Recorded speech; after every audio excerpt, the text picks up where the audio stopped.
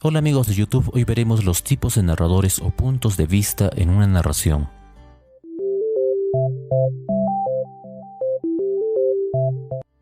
No es lo mismo autor y narrador. El autor es el creador o persona real que escribió el texto y el narrador es un personaje creado o voz ficticia que nos cuenta las acciones o hechos.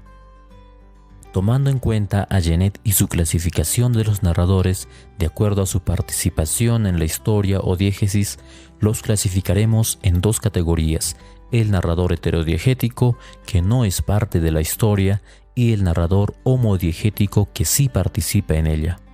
Dentro de los narradores heterodiegéticos tenemos al narrador omnisciente y el narrador objetivo, también conocido como observador. El narrador homodiegético se presenta como el narrador testigo y el narrador protagonista. Este último es también conocido como autodiegético, ya que narra su propia historia. Definamos estos tipos de narradores de acuerdo a la figura. El narrador omnisciente es como un Dios que todo lo ve y todo lo sabe. Nos puede narrar desde las acciones hasta los sentimientos de los personajes. Veamos este fragmento de la Metamorfosis. Gregorio ya no comía casi nada, solo si pasaba por casualidad al lado de la comida, tomaba un bocado para jugar con él en la boca. Lo mantenía allí horas y horas y la mayoría de las veces acababa por escupirlo. Al principio pensó que lo que le impedía comer era la tristeza por el estado de su habitación, pero precisamente con los cambios de la habitación se reconcilió muy pronto. La asistenta, que siempre tenía mucha prisa, arrojaba simplemente en la habitación de Gregorio todo lo que de momento no servía. Se puede observar que el narrador sabe todo lo que le suceden a los personajes, incluso nos da cuenta sobre los sentimientos de Gregorio. El narrador objetivo es como una cámara que solo se encarga de registrar los hechos y describirlos.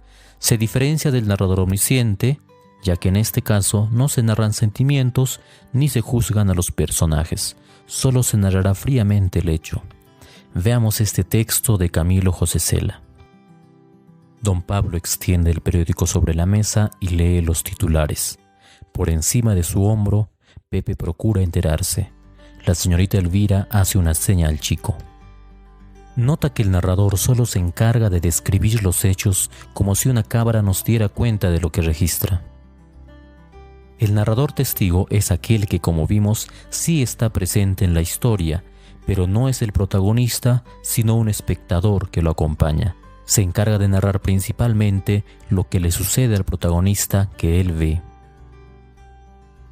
Holmes pasó junto a la sirvienta y se precipitó en la sala, seguido por el rey y por mí.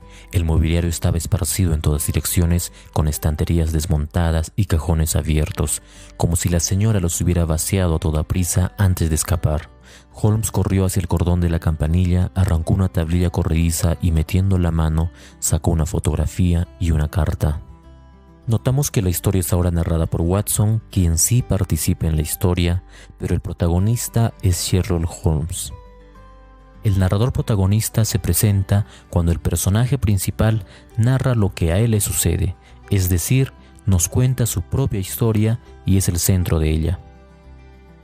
Una noche en que volvía a casa completamente embriagado después de una de mis correrías por la ciudad, me pareció que el gato evitaba mi presencia. Lo alcé en brazos, pero asustado por mi violencia, me mordió ligeramente en la mano. En este fragmento, el narrador nos está contando su propia historia. Según la persona gramatical que predomina en cada narrador, podemos ubicar a los dos primeros en tercera persona y a los dos últimos en primera persona. Debemos añadir también algunos otros casos. El narrador en segunda persona suele poner al lector como protagonista, o también puede realizar una autorreflexión. Según sea el caso, podemos ubicarlo como protagonista si fuera autorreflexivo, o testigo si el lector fuera el protagonista. Incluso puede ser un narrador heterodiegético. Observemos el siguiente texto. Lees y relees el aviso, parece dirigido a ti, a nadie más. Distraído, dejas que la ceniza del cigarro caiga dentro de la taza de té que has estado bebiendo en este cafetín sucio y barato. Tú releerás. La narración no siempre se da desde una sola perspectiva. A veces, más de un narrador nos cuenta los hechos según su versión. A esto le llamamos perspectiva múltiple o enfoque narrativo múltiple, ya que hace saltos de un narrador a otro. Un ejemplo claro es la novela de Faulkner, donde 15 narradores cuentan sus versiones del mismo hecho. Pero este cambio puede hacerse incluso en un mismo párrafo. Veamos el siguiente ejemplo. Todavía llevaban pantalón corto ese año.